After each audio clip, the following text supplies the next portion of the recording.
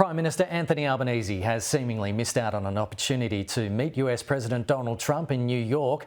Joining us now is Assistant Foreign Affairs Minister Matt Thistlethwaite. Matt, good to see you. So Donald Trump is meeting a list of world leaders, and quite an extensive one at that. Why not us again?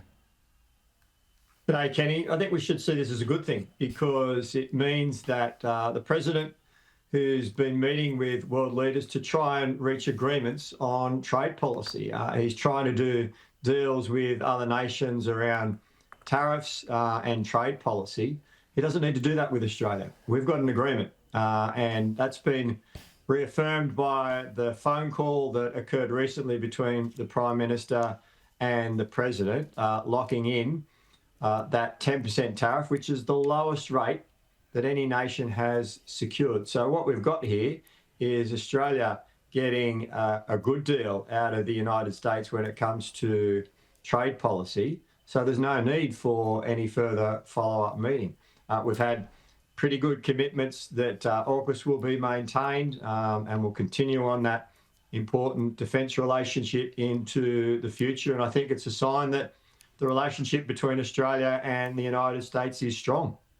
Does that mean that there'll be no further progress on trade with the United States for the rest of the Trump administration term?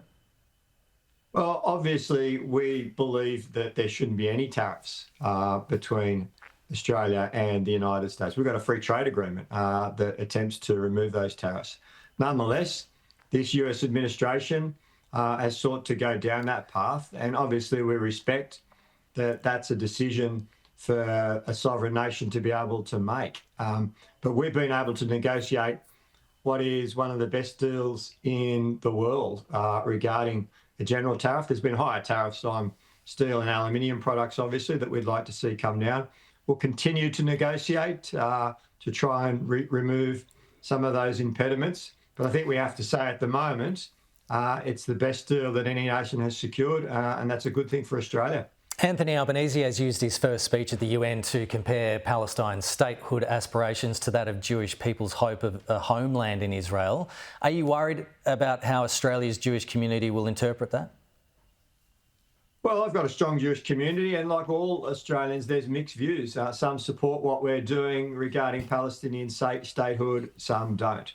But we believe that it's the right thing to do by Australians, and it's the right thing to do to produce a lasting peace in the Middle East. This is a conflict that's been going for 77 years.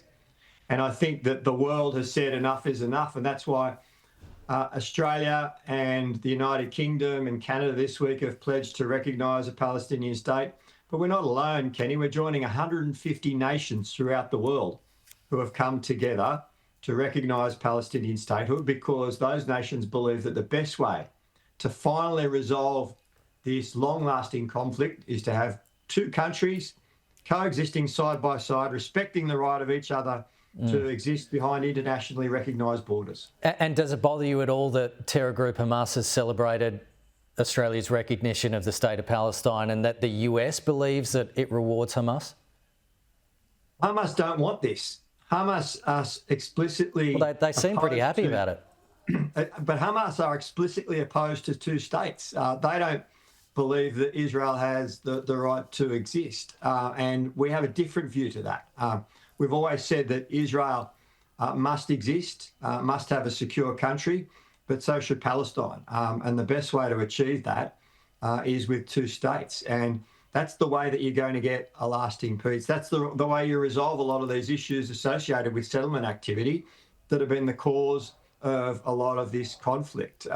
And we've always said that Hamas cannot be involved in the administration of the Palestinian state. And it's great to see that the neighbouring countries around that area have said a similar thing. The Arab League of Nations have said that Hamas needs to now demilitarise and get out of Palestine, and that's a good thing.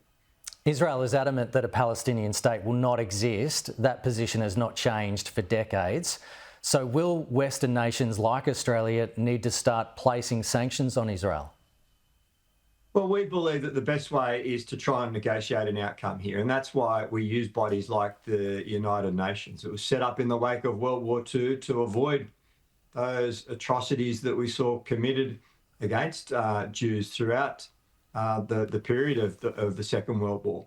And we believe that international forums such as the United Nations General Assembly are the best way to try and produce these outcomes through negotiation. And we'd urge Israel and the Palestinians to try and negotiate an outcome around issues such as final settlements and things like that. And is the Palestinian state the Albanese government recognises subject to the borders of 1967?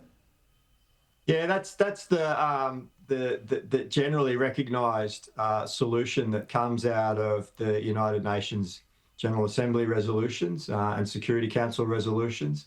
That's what's been internationally recognised, and that's the borders that Australia and the world recognise through this resolution that's being debated at the United Nations General Assembly this week. That's been a long-standing position that many countries, including Australia, have had, and it was based on negotiations that occurred a very long time ago that the parties saw as the best way to produce a final resolution to this conflict and a lasting peace.